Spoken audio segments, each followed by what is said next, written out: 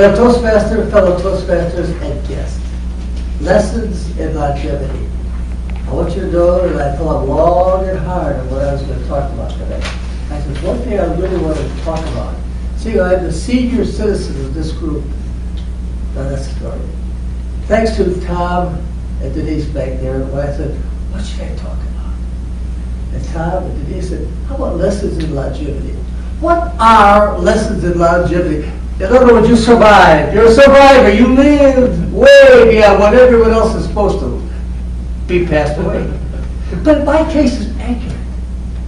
Because I paid the dues. I paid the dues right from the cradle. In the Catholic Church, I was given the last rites 3 times. By the time I was 6, 2 weeks old, my mother carried me through it. I had double pneumonia. Didn't die. She carried me through it, my mother. With the love that she gave back to me as that little baby. At 3 years old, I had convulsion, turned blue. My mother grabbed me, held me, took me to the doctor. At 6 years old, going into 2nd grade, I got hit by a car. I had both legs broken, both arms broken, a concussion, everything you could possibly have. Think about that. The lessons of longevity. So I've already lived to be 6. Now I've got 3 more years wearing braces. I walk with a brace like this, I'll put my crutch. What happened? What brought me through it? My mother. And all the love that I had for my sisters. They got me through it. But then I went to school. I got out of school, went into the Army very early, 17 years of age. And during high school, I wanted to be the 2nd Army Murphy. I wanted to be the world champion, Congressional Medal of Honor winner. Did I get it? Absolutely not. I became a company clerk. And then I became a drill instructor in the Army. There for 2 years. And I missed the war. They called me back from Korea. Because it was between, because I only had served 2 years. But I survived. I'm getting older, longevity. At 19 years old, I got married.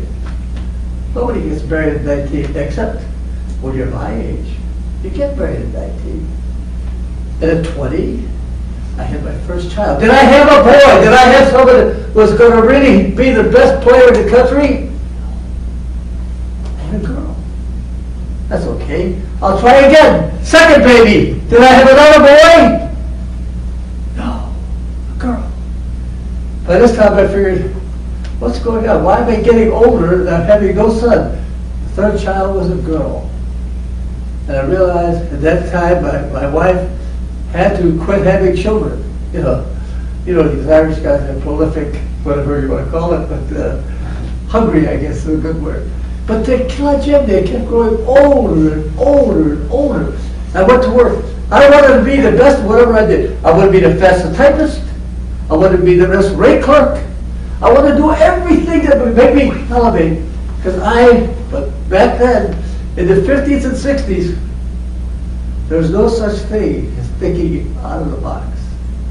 You had to know what you're doing today is the way we've done it since Prohibition time. Nobody changes anything. But I changed. I rebelled. I asked for every single job you could possibly get, and I got rejected. 9 out of 10 times. Like Regine would say, never satisfy yourself with failure. Failure is only the opposite of success. And I took that longevity. I got older. My kids started growing up. My kids were all very intelligent, all did well in school. And this Saturday, to show you how years and on and decades, that I retired. I'm trying to go chronologically. I retired from the Santa Fe. Did I retire? Because they said, John, you're ready to be retired. Why don't you just go out, we'll give you 3 months of whatever. I said, no, I'm not going to retire. I was in New Jersey at the time. Now I'm ready to retire. I'm in my 60s. They get rid of these guys. Get rid of these guys. And they tried to find an excuse to get rid of me. The lessons of mortality, or longevity rather. I lived them every single day. I would never take no. But they said, boy, if I were you, I'd retire. I said, good. I'll take your job, you can retire, and I'll work your job. I retired as a director of marketing in New Jersey. Good job, good money. I was not as dumb as they thought I was. And then they transferred me back. They transferred me back to Chicago.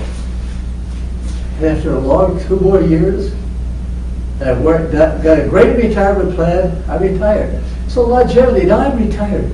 Did I quit Toastmasters? No. I got back into it again in Chicago. And thanks and help of the guy sitting right there, Tom Yakovich, helped me to say, you're a competitive guy. You could win. You could do it. And he was right. He helped me to win. He helped me to raise myself, compete, always go after everything. That's what I did. And I kept doing stuff. But then when I got to the top of the mountain, ready to be crowned the king of the hill, the district, I fell flat on my face. Not for what I delivered, but I didn't win. And as Rajiv said, he didn't win either. I told him earlier, I went to the district 3 times. Won once, twice. I didn't come in first, second, or third, but I kept on getting older. As I sit back and think now, as I think what I have, I look back, longevity. Longevity is love. Longevity is what you give back. And I gave everything back, everything. The most important thing in my life are the people I love, the people that mean something to me. Help everybody, even your enemies. And I have. I've had a lot of enemies, so I had to be pretty good. But anyway, the whole key, as you get older, you look back, you turn around, you take a, and you look back, you can remember your 3 daughters growing into young ladies, getting married, having babies. That's longevity. And I got it. And I'm getting older and older. I don't say you don't count me in decades. You count me in what I've contributed. And once I was at a conference, they said, make your own tombstone.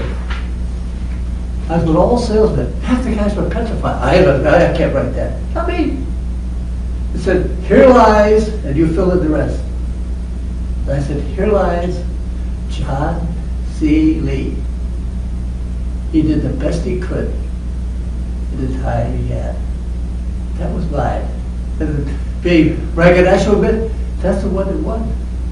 Because that's what life is to all of us. It doesn't make a difference if you're 30, 50, 70, 90, or 100. It's what you contribute back, what you give back to those who love you, and those, more important, who you love. So contribute back to everybody. It comes from here. If you bring it here, you can spread it out to, you can spread it out to men, women, young people, old people. It makes no difference. Longevity is what you contribute. And if you contribute, the day you're called to heaven, the day you're called to heaven, there'll be a lot of people in tears and crying. Let's say, he was whatever, or she was whatever. But just think about it. You're crying when you're gone. If you take it all the way back to the day you were born, everybody was smiling. So think of life. The day you're born, you're smiling. The day you go, you're crying. But it's all the same. It's all the same. Everyone here is a different age, and I haven't seen you ever. And if you do that, you'll find life gives back. And when you go to heaven again, look back over your shoulder and say, my legacy is great. I gave back everything I received. So the history of longevity is all mine. And I loved it. I hope I live to be 100. I got 2 more years to go, a year and a half maybe to go. But I want to live long, not because I worry about the age. I want to live because I can give more back. Than Toastmasters.